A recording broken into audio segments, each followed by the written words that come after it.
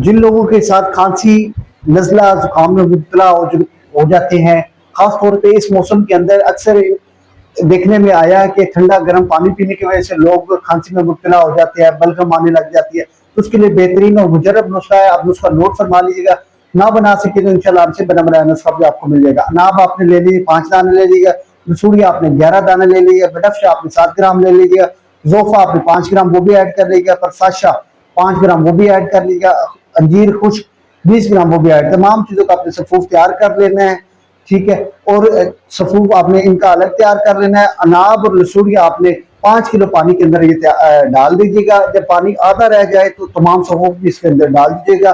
सफूफ और वो लसूड़िया कम अज कम जब आधा पानी रह जाए सफूफ आपने तब डालना है, लसूड़िया और अनाब आपने शुरू में डाल देना है। जब पानी आधा रह जाए तो कपड़ छान कर लीजिएगा या छन्नी के बदले छान लीजिएगा। और इसमें हस्बे जायका अगर आप चीनी डालना चाहें या मुसब्बर मिश्री ऐड करना चाहे तो आप हस्बे जायका इस्तेमाल कर सकते हैं। अदरवाइज शुगर वाले पेशेंट चीनी और मिश्री से दूर रहे हैं, इतना करें। ये आपने चीनी शीशे की बोतल में महफूज कर लीजिएगा। आपने 2 चम्मच आपने रात के खाने से 1 घंटे बाद लेना है और इस तरह सुबह के खाने से भी 1 घंटे बाद लीजिएगा।